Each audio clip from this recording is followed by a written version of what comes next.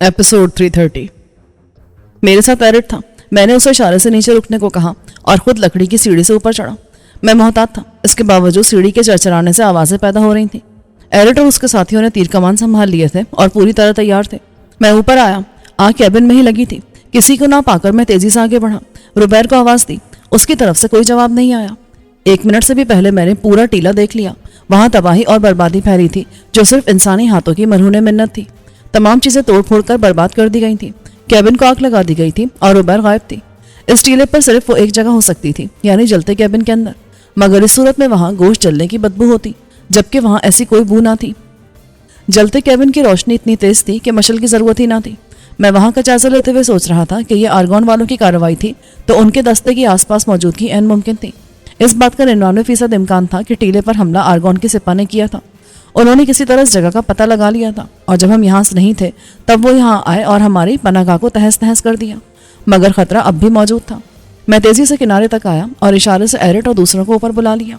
वो एक एक करके ऊपर आए और जलते कैबिन और बर्बाद सामान को देखने लगे। पहले उनके चेहरे उतर गए और फिर वो गजबनाक नजर आने लगे। मैंने इशारे से कहा, यह आर्गन वालों की कार्रवाई है और हम खतरे में हैं। एरिट ने पूछा, रुबैर कहाँ है? मैंने गहरी सांस ली और फिर हाथों की जुबान इस्तेमाल की। मेरा ख्याल है वो उसे ले गए हैं। अगर वो जिंदा है तब भी उसकी जिंदगी की ज्यादा उम्मीद नहीं की जा सकती। मैं देख चुका हूँ, आर्गन वाले औरत के मामले में और ज्यादा शफाक हैं।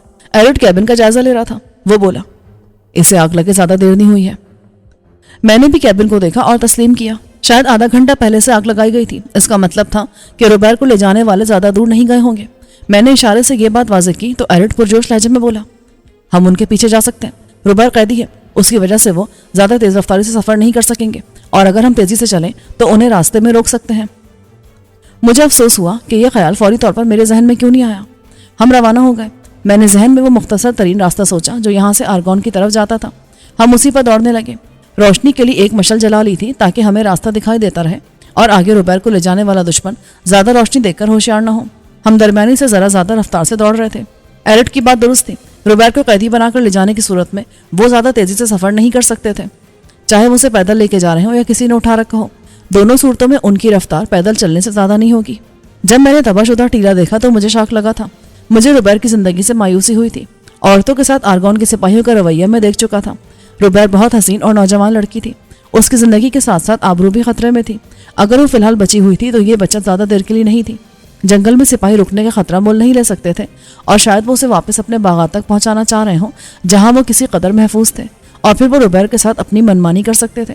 मगर उन्हें अपने बागात तक पहुंचने में कम से कम 1 घंटा लगता। वो यकीनन उस तरफ नहीं गए थे जिस तरफ से हम आए थे, बल्कि उन्होंने इस तरफ का रुख किया होगा। जाल बिछाकर आर्गन के 9 सिपाहियों को ठिकाने लगा दिया था।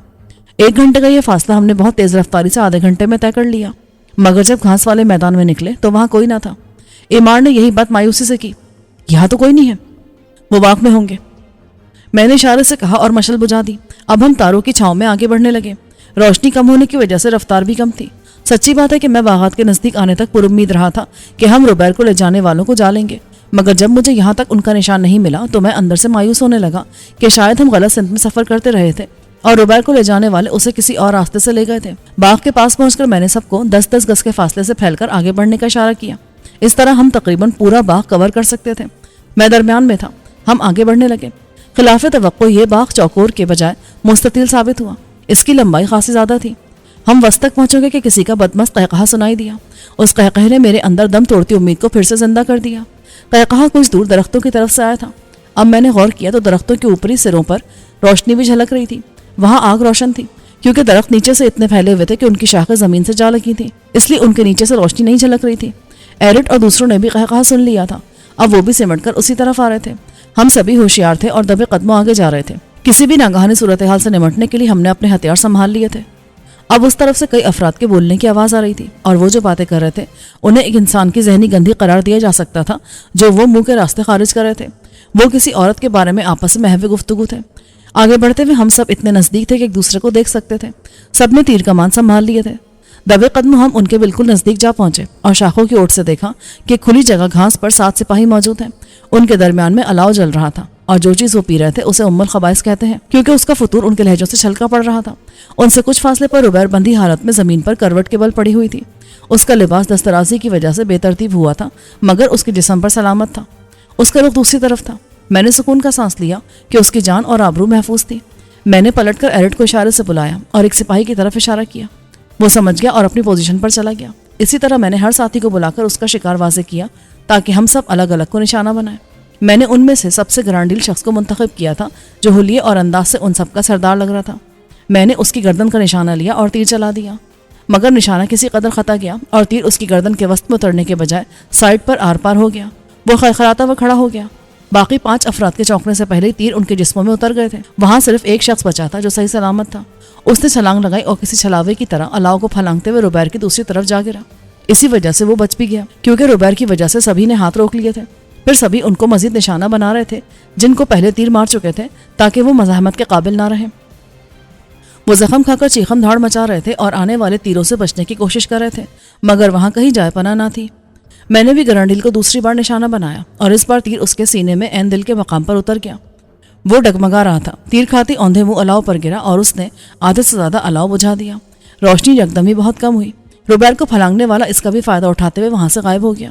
میں نے اشارے سے ایرٹ اور دوسروں کو اس کے پیچھے جانے کو کہا، مگر وہ پہلے ہی حرکت میں آ گئے تھے۔ ایرٹ، شارٹ اور رائٹون اس کے پیچھے گئے۔ ایمار اور مارٹ میرے ساتھ تھے۔ انہوں نے سب سے پہلے گرانڈیل کی لاش الاؤ سے دور کی جو کسی قدر جل چکی تھی اور اس سے بدبو اور دھواں اٹھ رہا تھا۔ میں باقیوں کو دیکھ رہا تھا۔ ان میں سے 3 مر چکے تھے اور 2 قریب المرگ تھے۔ مارٹ نے انہیں سنگی چاقو سے مارنا چاہا مگر میں نے روک دیا۔ میں روبیر کی طرف بڑھا۔ وہ سارے ہنگامے میں پہلے کی طرح ساکت پڑی تھی۔ وہ یقیناً بے ہوش تھی۔ میں نے اسے سیدھا کیا اور چونک پڑا۔ وہ روبیر نہیں تھی۔ یہ روبیر نہیں ہے، ایمار نے مضطرب لہجے میں کہا۔ یہ بھی جوان لڑکی تھی اور خاصی دلکش تھی، جسامت تقریباً روبیر جیسی تھی، اس لیے ہم اسے روبیر ہی سمجھے تھے۔ اس نے لباس بھی ویسا ہی سفید پہن رکھا تھا اور اس سے پہلے کسی نے توجہ نہ دی تھی کہ اس کا پاجامہ بھی سفید تھا، جبکہ روبیر نے سرخ پاجامہ پہنا ہوا تھا۔ چند لمحے پہلے روبیر کو پا لینے اور ٹیلے کی تباہی کے ذمہ داروں کو سزا دینے کی جو خوشی تھی وہ روبیر کو نہ پا کر مان پڑ گئی۔ شاید یہ وہ لوگ نہیں تھے جنہوں نے ٹیلے پر حملہ کیا تھا۔ لڑکی بے ہوش تھی، اس کی سانس بھی مدھم تھی۔ میں کچھ دیر کے لیے ساکت کھڑا رہ گیا۔ روبیر کہاں تھی؟ میں ایک نئے خیال کے ساتھ واپس دم توڑتے سپاہیوں کے پاس آیا اور اشارے سے ایمار سے کہا، ان سے روبیر کا پوچھو۔ ایمار نے ان سے پوچھا مگر وہ سسکتے رہے اور کوئی جواب دینے سے گریز کیا۔ اس پر ایمار نے ایک کے پیٹ میں اترا ہوا تیر پکڑ کر ہلایا تو وہ چلا اٹھا۔ ایمار نے اپنا سوال دہرایا تو وہ ٹوٹے الفاظ میں بولا، میں روبیر کو نہیں جانتا۔ وہ جسے جنگل والے ٹیلے سے لایا گیا ہے، ایسی لڑکی ہے، وہ اسے آرگون لے گئے۔ اس نے بمشکل کہا، کون؟ ایمار نے اسے جھنجھوڑا مگر وہ جواب دینے کے قابل نہیں رہا تھا۔ اس نے جھرجھری لی اور دم توڑ دیا۔ دوسرا ویسے ہی ہوش سے بیگانہ تھا۔ 1 منٹ سے پہلے اس نے بھی دم توڑ دیا۔ بہرحال سپاہی کے جواب نے واضح کر دیا تھا کہ یہی دستہ ٹیلے پر حملے اور روبیر کے اغوا میں ملوث تھا۔ یقیناً وہ زیادہ تھے۔ کچھ یہاں اس لڑکی کے ساتھ رک گئے اور باقی روبیر کو لے کر آرگون چلے گئے تھے۔ یہ تو واضح تھا کہ لڑکی آرگون کی تھی اور شاید اسے پہلی سپاہی عیاشی کے لیے اغوا کر کے لے آئے تھے۔ انہوں نے سوچا ہوگا کہ جب ایک مہم پر جا رہے ہیں تو واپسی میں موج میلہ کر لیں گے۔ ویسے تو ان کو باہر نکلنے سے منع کر دیا گیا ہوگا اور شہر میں اس قسم کے کام ذرا دشوار ہو جاتے، اگرچہ وہاں بھی انہیں روکنے والا کوئی نہ تھا۔ رینارڈ نے اپنی فوج کو کھلی چھٹی دے دی تھی۔ اسی اثنا میں ایرٹ اور دوسرے بھی آ گئے۔ ایرٹ نے معذرت کی، وہ نکل گیا، ہم اس کا پیچھا نہیں کر سکے۔ میں سمجھ رہا تھا اس میں ان لوگوں کا قصور نہیں تھا۔ ان باغات میں کسی کا پیچھا کرنا یا اسے تلاش کرنا وہ بھی تاریکی میں بہت مشکل کام تھا۔ میں نے سپاہیوں کے ہتھیاروں اور دوسرے سامان کی طرف اشارہ کیا، انہیں سمیٹو۔ ایرٹ کو چھوڑ کر باقی سب اس کام میں لگ گئے۔ ایرٹ نے لڑکی کا پوچھا، اس کا کیا کرنا ہے؟ ساتھ لے جانا ہے۔ لڑکی کو اٹھانے کی ذمہ داری ایرٹ کو میں نے سونپی اور اس نے خوشی خوشی یہ خوشگوار بوجھ اٹھا لیا۔ مرتے سپاہی کے آخری جواب سے واضح تھا کہ دوسرے سپاہی جو شاید ٹیلے پر ہونے والے حملے میں شامل تھے وہی روبیر کو آرگون لے گئے تھے۔ مگر یہ لڑکی کہاں سے آئی؟ اس کا جواب یہ خود ہی دے سکتی تھی۔ بظاہر اس کے ساتھ زیادتی نہیں ہوئی تھی کیونکہ اس کا لباس سلامت اور جسم صاف ستھرا تھا۔ نہ جانے وہ کسی ضرب کی وجہ سے بے ہوش ہوئی تھی یا اسے کوئی دوا دی گئی تھی یا وہ ویسے ہوش کھو بیٹھی تھی۔ کچھ دیر بعد ہم باغ سے نکل آئے۔ وہیں سے مشلیں جلا لی گئیں۔ بچنے والا آرگون یا کسی اور نزدیکی دستے کی طرف گیا ہوگا اور اسے مدد لے کر آنے میں یقیناً کچھ دیر لگتی۔ اتنی دیر میں ہم یہاں سے خاصی دور نکل سکتے تھے، مگر واپسی میں ہماری رفتار پیدل سے زیادہ نہیں تھی، اور اگر ہمارے تعاقب کرنے والے اس رفتار سے آتے جس رفتار سے ہم ان باغات تک آئے تھے تو وہ بھی ہمیں راستے میں پکڑ سکتے تھے۔ جنگل میں داخل ہونے کے بعد ہم کچھ دیر رکے اور عقب کا جائزہ لیا۔ اگر کوئی تعاقب میں آ رہا تھا تو وہ ہمیں نظر آتا، مگر کوئی نظر نہ آیا تو ہم آگے روانہ ہو گئے۔ 1 گھنٹے بعد ہم ٹیلے کے پاس تھے۔ اس پوری وادی میں آرگون اور سامیرہ کے قلعوں کے بعد ایک یہی جگہ تھی جہاں ہم جانوروں کے خطرے سے بے فکر ہو کر رہ سکتے تھے۔ اگرچہ یہ جگہ آرگون کی فوج کی نظروں میں آ چکی تھی اور وہ اسے تباہ بھی کر چکے تھے، مگر فی الوقت یہاں قیام ہماری مجبوری تھی۔ صبح ہم کہیں اور جا سکتے تھے۔ جب ہم ٹیلے کے اوپر آئے تو کیبن خاکستر ہو گیا تھا اور اب اس کے ملبے میں انگارے سلگ رہے تھے. صبح تک یہ بھی بجھ جاتے. تباہ ہونے والی چیزوں میں ہمارا پانی اور اسے ذخیرہ کرنے والی چیزیں بھی شامل تھیں، مگر ہمیں آرگون کے سپاہیوں کے پاس سے بہترین قسم کی چھاگلیں اور مشقیں ملی تھیں. اس کے علاوہ کھانے پینے کا سامان بھی وافر مقدار میں تھا، اس لیے اس حد تک نقصان کا ازالہ ہو گیا تھا. مگر روبیر ہمارے ہاتھ سے نکل گئی تھی اور یہ جگہ دشمن کی نظروں میں آ گئی تھی. یہ نقصان ناقابل تلافی تھے. کیبن کی آگ نے پورے ٹیلے کو گرما دیا تھا اور اس گرمائش سے سب پسینے پسینے ہو رہے تھے، مگر مجبوری تھی. کوئی اس وقت نیچے نہیں جا سکتا تھا. گرمی کی وجہ سے سب بار بار پانی پی رہے تھے اور آتے ہی وہ لوگ کھانے کی چیزوں پر ٹوٹ پڑے تھے. سامان میں خشک کیا ہوا گوشت بھی تھا اور وہ اسے کیبن کے انگاروں پر بھون کر کھانے لگے. ایرٹ نے مجھے بھی پیشکش کی، مگر میں نے انکار کرتے ہوئے دلیے اور پھلوں کو ترجیح دی. ظاہر ہے یہ گوشت میرے لیے حلال نہیں تھا. کھا پی کر سب کی جان میں جان آئی، کیونکہ اس طویل میراتھن نے سب کے پیٹ اور حوصلے کے ٹینک خالی کر دیے تھے. اس لیے کھا پی کر وہ سب آرام کرنے لیٹ گئے. لڑکی بدستور بے ہوش تھی. میں نے اس کی نبض چیک کی جو سست تھی، مگر اس کی جان کو بظاہر کوئی خطرہ نہ تھا. میں نے اسے گھاس پر ڈلوا دیا جو ٹیلے پر واحد ٹھنڈی جگہ تھی. کھا پی کر میں اس کے پاس آیا. ایرٹ نے ایک مشل جلا لی تھی جس کی روشنی کافی تھی. پہلے میں نے غور نہیں کیا، مگر اب دیکھا تو مجھے دل میں تسلیم کرنا پڑا کہ وہ روبیر سے زیادہ نہیں تو کم حسین بھی نہ تھی. در حقیقت اس وادی میں حسن کا معیار عام تھا اور بیشتر خواتین حضرات اس معیار پر پورے اترتے تھے. یہ لڑکی بھی بے پناہ حسن کی مالک تھی. اس کی عمر بظاہر 19-20 سے زیادہ نہیں تھی. میں نے اس کے منہ میں تھوڑا سا پانی ڈالا جو اس نے پی لیا، پھر تھوڑا تھوڑا کر کے اسی طرح خاصا پانی اس کے منہ میں ڈال دیا. آخر میں نے اس کے منہ پر پانی کے چھینٹے مارے تو وہ ہوش میں آنے لگی اور فوراً ہی رونے والے انداز میں کرانا اور کہنا شروع کیا، مجھے چھوڑ دو، میرے بابا کو مت مارو، مت مارو میرے بابا کو. ایسا لگ رہا تھا کہ وہ خواب میں دیکھ اور رو رہی ہے. میں نے نرمی سے اسے ہلایا اور پھر مستقل ہلاتا رہا حتیٰ کہ وہ چونک کر بیدار ہو گئی، مگر اس کے منہ سے سسکیاں بدستور نکل رہی تھیں. جب اس کے حواس بحال ہوئے تو مجھے آرگون کی فوجی وردی میں پا کر اس کے منہ سے چیخیں نکلنے لگی. وہ بہت زیادہ خوفزدہ تھی. میں نے کچھ کہنے کے بجائے پیچھے ہٹنا زیادہ مناسب سمجھا اور اشارے سے ایرٹ سے کہا، اسے سمجھاؤ ہمارا تعلق آرگون سے نہیں ہے. ایرٹ اور اس کے ساتھی ذرا فاصلے پر تھے. وہ نرمی سے بولا، ڈرو مت، ہمارا تعلق آرگون سے نہیں ہے، ہم سامیرا کے لوگ ہیں. مگر لڑکی کی آنکھوں میں شک تھا کیونکہ ہم آرگون کی فوجی وردی میں تھے. اس نے یقین سے کہا، تم جھوٹ کہہ رہے ہو، تم لوگ آرگون کے درندہ صفت سپاہی ہو، تم لوگوں نے میرے بابا کو مارا اور اب مجھے بھی مار دو گے. غور سے دیکھو، ہم وہ لوگ نہیں ہیں. ایرٹ نے اپنے اور ساتھیوں کی طرف اشارہ کیا. وہ لوگ اور تھے جنہوں نے تمہیں باندھ کر رکھا ہوا تھا، ہم لوگوں نے مار دیا اور تمہیں ان کی قید سے آزاد کرا کر لائے ہیں. تم اس وقت بے ہوش تھی. تم لوگ دوسرے ہو، مجھے تمہارے حوالے کر دیا گیا ہے. لڑکی ماننے کو تیار نہ تھی اور پوری جرات سے بات کر رہی تھی. مجھے تسلیم کرنا پڑا کہ وہ حوصلے والی تھی.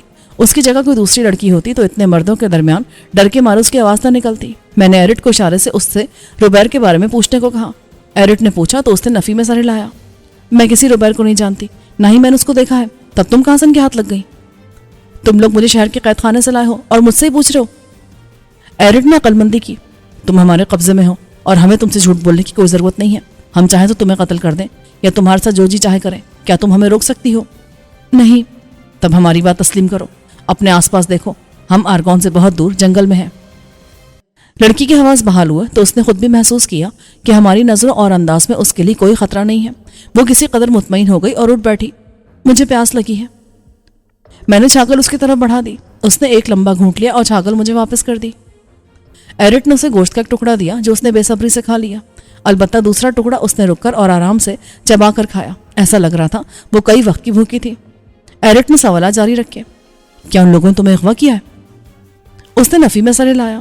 میں پہلے سے ان کی قید میں تھی، مجھے قید خانے سے نکال کر لائے تھے. تمہیں کیوں قید کیا گیا تھا؟ اور تم اپنے بابا کے بارے میں کہہ رہی تھی کہ اسے مت مارو. کیا تمہارے بابا کو مار دیا گیا ہے؟ اس کا ہاتھ رک گیا اور آنکھوں میں نمی جھلملانے لگی. ان لوگوں نے بابا کو مار دیا. کیوں؟ ان پر الزام تھا کہ انہوں نے سامیرا کی مدد کی اور ایک آدمی کو قید سے فرار کرا دیا جسے سزائے موت ہو چکی تھی. میں مضطرب ہو گیا.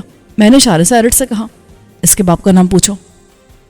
ایرٹ نے پوچھا تو وہ بولی، میرے بابا کا نام کیرٹ ہے، وہ مہاپجاری کے نائب تھے. باقی سب حیران تھے لیکن میں ششدر رہ گیا. وہ کیرٹ کی بیٹی ساشا تھی. جب کیرٹ نے اس کا ذکر کیا تھا تو میں سمجھا تھا کہ وہ کوئی نوعمر زیادہ سے زیادہ 11-12 سال کی لڑکی ہوگی، مگر میں نے یہ نہیں سوچا تھا کہ خود جوان نظر آنے والے کیرٹ کی مکمل نوجوان بیٹی ہوگی. ساشا؟ میں نے بے ساختہ کہا. اس نے چونک کر میری طرف دیکھا. تم میرا نام جانتے ہو؟ میں نے سر ہلایا اور پھر ایرٹ کے توسط سے اسے جواب دیا. میں ہی وہ شخص ہوں جسے فرار کرانے کی پاداش میں تمہارے باپ کو سزائے موت ہوئی تھی. اس کی آنکھیں سپاٹ ہو گئیں. تو میرے باپ کے اصل قاتل تو تم ہی ہو نا؟ ایرٹ کی مدد سے اس سے گفتگو کرنا اور خاص طور سے بحث کرنا آسان نہیں تھا، اس لیے میں نے یہ کام ایرٹ پر چھوڑ دیا اور خود اٹھ کر ٹیلے کے کنارے تک آیا۔ ایرٹ اس سے کہہ رہا تھا، تم غلط مت سمجھو، تمہارے باپ نے ایک اچھے مقصد کے لیے جان دی، کیا تم اپنے باپ کو غلط سمجھ رہی ہو؟ ساشا کا چہرہ متغیر ہوا۔ نہیں، لیکن میرے باپ کو اس آدمی کی وجہ سے موت کا سامنا کرنا پڑا۔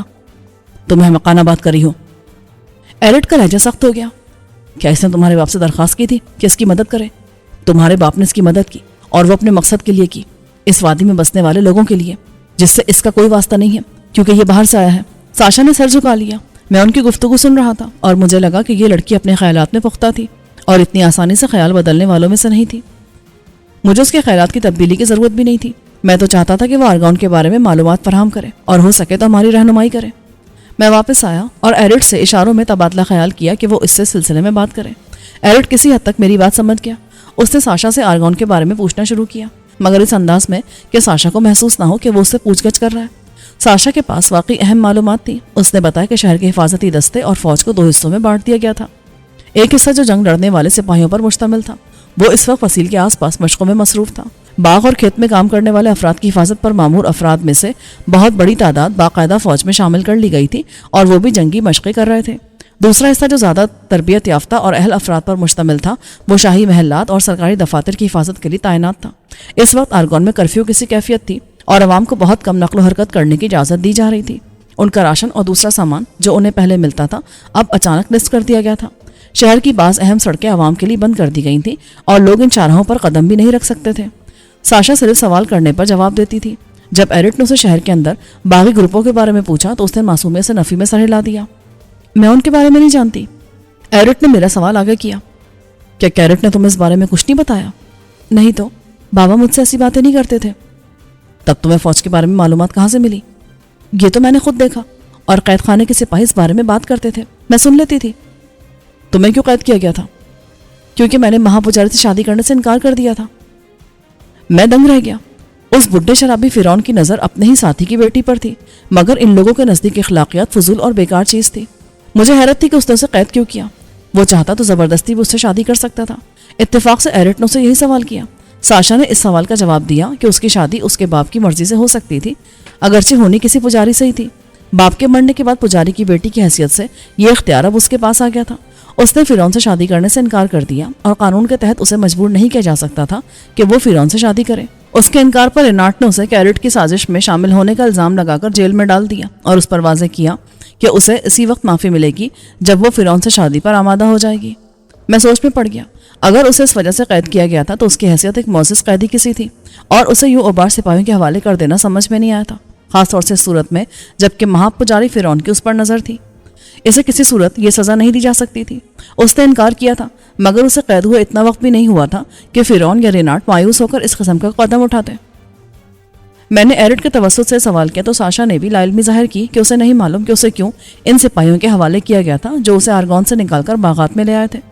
میں نے پوچھا، تمہیں کس وقت وہاں سے نکالا؟ دن کی آخری روشنی میں۔ تم بے ہوش کیسے ہوئی؟ وہ الجھن میں نظر آئی۔ پھر اس نے جواب دیا، مجھے یاد نہیں، بس اتنا یاد ہے کہ قید خانے سے نکال کر مجھے ایک عمارت میں لے جایا گیا تھا، اور پھر مجھے کچھ یاد نہیں۔ جب تمہیں ہوش آیا تو تم بہت ڈری سہمی ہوئی تھی، جیسے تمہیں خطرہ ہو کہ تمہارے ساتھ برا سلوک ہوگا۔ اس نے سر ہلایا۔ مجھے لگا جیسے میں وحشیوں کے نرغے میں ہوں اور وہ میرے ساتھ برا سلوک کرنے والے ہیں۔ اس کی کہانی کا یہ والا حصہ مجھے الجھن میں ڈال رہا تھا۔ جب وہ قید خانے سے نکل کر کسی عمارت تک گئی اور اس کے بعد اسے کچھ یاد نہیں تو اسے ہوش میں آنے پر یوں کیوں لگا جیسے اس کے ساتھ برا سلوک ہونے والا ہے، جبکہ اسے عمارت میں جانے کے بعد اس پر کیا گزری بالکل بھی یاد نہ تھا۔ گفتگو کے دوران وہ گوشت کے کئی ٹکڑے اور پھر تازہ پھل کھا گئی۔ پیٹ بھرنے کا غبار اس کی آنکھوں سے جھلکنے لگا۔ ایرٹ نے اس سے کہا، اب تم سو جاؤ، یہاں تم بالکل محفوظ ہو، کل تمہیں سامیرا کے پاس پہنچا دیا جائے گا۔ یہ بات ایرٹ نے اپنی طرف سے کہی تھی، اس لیے جب ساشا سونے کے لیے لیٹ گئی تو میں نے ایرٹ کو ایک طرف بلایا اور اس سے کہا، یہ ہمارے ساتھ رہے گی، ہمیں اس کی ضرورت ہے۔ یہ کمزور لڑکی ہماری کیا مدد کرے گی؟ اسے روبیر کی طرح ہتھیار استعمال کرنے بھی نہیں آتے۔ یہ آرگون سے اچھی طرح واقف ہے اور ہمیں آرگون میں اس کی مدد کی ضرورت پڑے گی۔ ٹھیک ہے، جیسا آپ کہیں۔ صبح ہم یہاں سے نکلیں گے اور قلعوں کی طرف جائیں گے، پھر تم میں سے ایک دو اندر جا کر ریبک کو لائیں گے، تم ساشا کو بھی لے جاؤ گے اور سامیرا تک میرا پیغام پہنچاؤ گے۔ ایرٹ جو بات سمجھ جاتا تھا اسے الفاظ میں دہرا کر مجھ سے پوچھتا، اگر بات درست ہوتی تو میں سر ہلاتا ورنہ اشاروں کی مزید مشق کرتا، مگر رفتہ رفتہ وہ تقریباً پوری بات سمجھ جاتا تھا۔ سب کا سونا مناسب نہیں تھا، اس لیے دو دو جاگ کر باری باری پہرا دیتے رہے۔ میں نے حسب معمول پہلی باری میں پہرا دیا اور پھر سو گیا۔ صبح آنکھ کھلی تو روشنی ہونے والی تھی کیونکہ آسمان غائب ہو گیا تھا اور دھند اتر رہی تھی۔ مال غنیمت سے ناشتہ کیا گیا اور اس کے بعد ہم وہاں سے روانہ ہوئے۔ ٹیلے سے اتر کر ہم نے پہلے جنوب کا رخ کیا اور پھر مشرق کی طرف مڑ گئے۔ اس طرح ہم آرگون اور سامیرا کے لوگوں کی زمین سے دور تھے۔ ساشا نے خود کو ہمارے رحم و کرم پر چھوڑ دیا تھا۔ روانہ ہونے سے پہلے میں نے ایرٹ کے توسط سے ساشا سے پوچھا، تم شراب یا کوئی نشے والی چیز استعمال کرتی ہو؟ نہیں، اس نے جواب دیا۔ میں نے راستے میں ایرٹ کو سمجھایا کہ اسے جا کر سامیرا سے کیا کہنا ہے اور ساتھ ہی وہ ریبک اور دوسرے تیار ہونے والے نوجوانوں کو لیتا ہے۔ سامیرا کو ہوشیار کرنا تھا کہ قلعوں میں معمولات پر عمل ترک کر دیا جائے اور کسی بھی لمحے آرگون کی طرف سے حملے کے لیے تیار رہا جائے۔ ایرٹ، ساشا، شارٹ اور رائٹون ہم سے ایک جگہ الگ ہو گئے۔ یہاں سے تینوں قلعوں کی پشت دکھائی دے رہی تھی۔ وہ سامیرا والے قلعے کی طرف روانہ ہوئے اور ہم ایک بلند چٹان پر چڑھ گئے جس پر کسی جانور کے چڑھنے کا امکان کم تھا۔ میں نے ایرٹ کے ہاتھ سامیرا کو اس محلول کا پیغام بھی بھیجا تھا جسے پینے سے خطرناک جانور پاس نہیں آتے تھے۔ کیبن میں آگ لگنے کے بعد وہ بھی تباہ ہو گیا تھا یا آرگون کے سپاہی اس کی بوتل لے گئے تھے۔ چٹان خالص پتھر کی تھی اور اس پر ذرا بھی مٹی یا نباتات نہیں تھے۔ کیونکہ صاف کرنے کے لیے اور کچھ نہیں تھا اس لیے ہم تینوں ایک مناسب جگہ دیکھ کر آرام کرنے لگے۔ مجھے غور و فکر کا موقع ملا تو گزشتہ روز ہونے والے واقعات مجھے کچھ عجیب سے اور معمول سے ہٹ کر لگے تھے۔ اول آرگون کی طرف سے تمامی افراد کو قلعے میں روک لینا، مگر دوسری طرف ان کا کوئی دستہ تلاش کرتا ہوا بالآخر ہماری پناہ گاہ تک پہنچ گیا۔ اس نے نہ صرف اسے تباہ کیا بلکہ روبیر کو بھی ساتھ لے گئے۔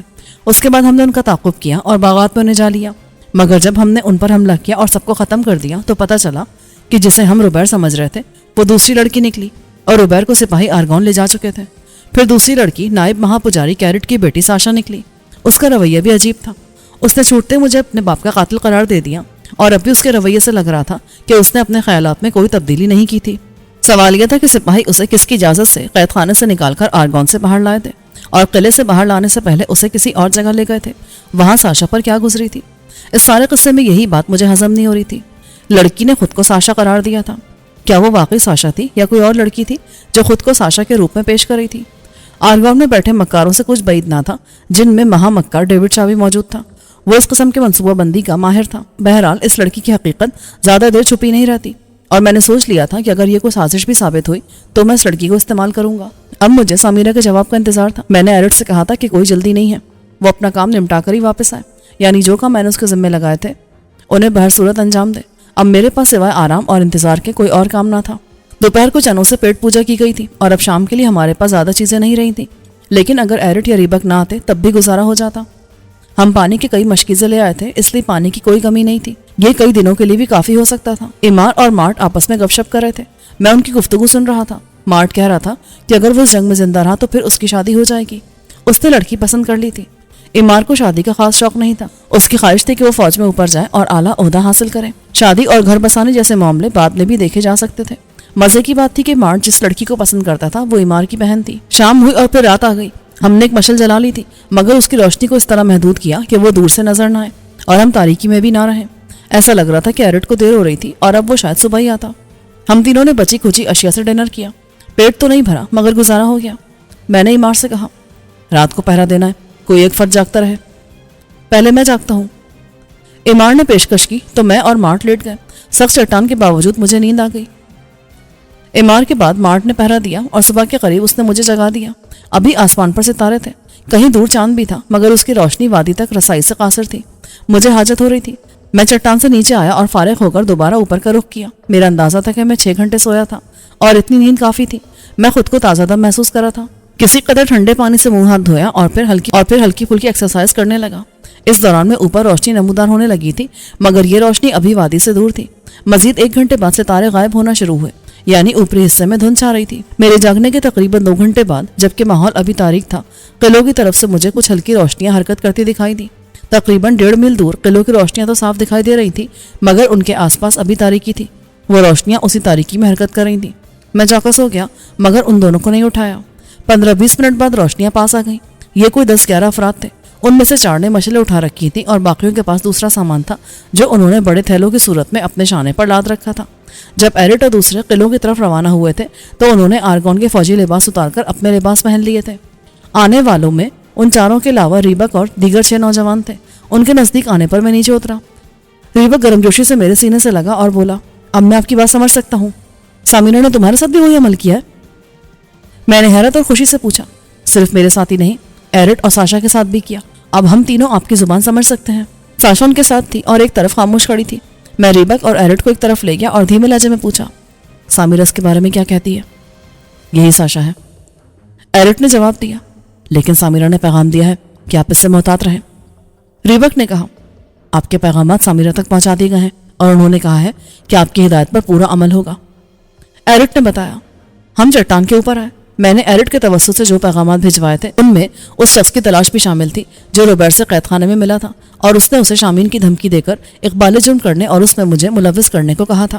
پہلے مجھے اس کا خیال نہیں آیا تھا کہ اس شخص کو تلاش کرانا چاہیے, اگرچہ ریبک کی مدد سے سامیرہ کو ساری کہانی بتا دی گئی تھی کہ روبرٹ کو کس طرح مجبور کیا گیا, بلکہ اغوا ہونے کے بعد اس شخص کی تلاش لازم ہو گئی تھی. وہ ہماری رہنمائی کر سکتا تھا کہ روبرٹ کو کیوں اغوا کیا گیا ہے اور ساشا کو ہم تک پہنچانے کے پیچھے کیا کہانی ہو سکتی ہے. سب سے بڑھ کر اس سے ہمیں آرگون کے اندر کے راز معلوم ہو سکتے تھے. ریبک اور ایرٹ کے ہم زبان ہونے سے مجھے خوشی ہوئی تھی کہ ابلاغ کا مسئلہ بہت حد تک حل ہو گیا تھا, ورنہ انہیں اپنی سمجھانے کے لیے مجھے اچھی خاصی کسرت کرنا پڑتی تھی. وہ دونوں ذہین نوجوان تھے, میں ان سے اپنی بات کر سکتا تھا. میں نے صرف ساشا کے لیے کہا تھا کہ سامیرہ اسے میری بات سمجھنے کے قابل بنا دے, مگر اس نے ایرٹ اور ریبک کو اس قابل بنا کر میرا کام بہت آسان کر دیا تھا. میں نے روبرٹ کے اغوا اور ساشا کے ملنے کے بارے میں انہیں اپنے تاثرات سے آگاہ کیا تو وہ حیران ہوئے. آپ ٹھیک کہہ رہے ہیں, یہ بات میرے ذہن میں نہیں آئی. ایرٹ نے کہا, یہ آرگون کی اہم ترین قیدی تھی. میں نے ذرا دور بیٹھی ساشا کی طرف دیکھا, لیکن سپاہی اسے کسی عام لڑکی کی طرح قید خانے سے نکال کر اپنے ساتھ شہر سے باہر لے آیا. کیا یہ بات مشکوک نہیں ہے؟ بالکل مشکوک ہے, ریبک بولا. مگر سامیرہ نے تصدیق کی ہے کہ یہی ساشا ہے, کیرٹ کی بیٹی. اس میں مجھے بھی شبہ نہیں ہے, مگر اس نے آتے مجھے اپنے باپ کا قاتل قرار دے دیا. اس سے لگتا ہے کہ اس کے دل میں میرے خلاف کچھ نہ کچھ ہے. شہباز ٹھیک کہہ رہے ہیں, ایرٹ بولا. میں نے اس سے جو گفتگو کی ہے مجھے بھی لگ رہا ہے کہ یہ شہباز کے خلاف اپنے دل میں اناج چھپائے ہوئے ہے. ریبک فکر مند ہو گیا. اس صورت میں سے اپنے ساتھ رکھنا خطرناک ہو سکتا ہے, ہم اسے قلعے میں چھوڑ سکتے ہیں. ایرٹ نے تجویز پیش کی. نہیں, ہم اسے اپنے ساتھ رکھیں گے. میں نے انکار کیا. میں دیکھنا چاہتا ہوں کہ میرے دشمن اسے کس طرح میرے خلاف استعمال کرتے ہیں. ہو سکتا ہے کہ میں ان کی چال انہی پر الٹ دوں. وہ کیسے جناب؟ یہ آنے والا وقت بتائے گا. میں نے روشنی تیز ہوتی دیکھی تو کھڑا ہو گیا. ہمیں یہاں سے جانا ہوگا, باقی باتیں راستے میں ہوں گی.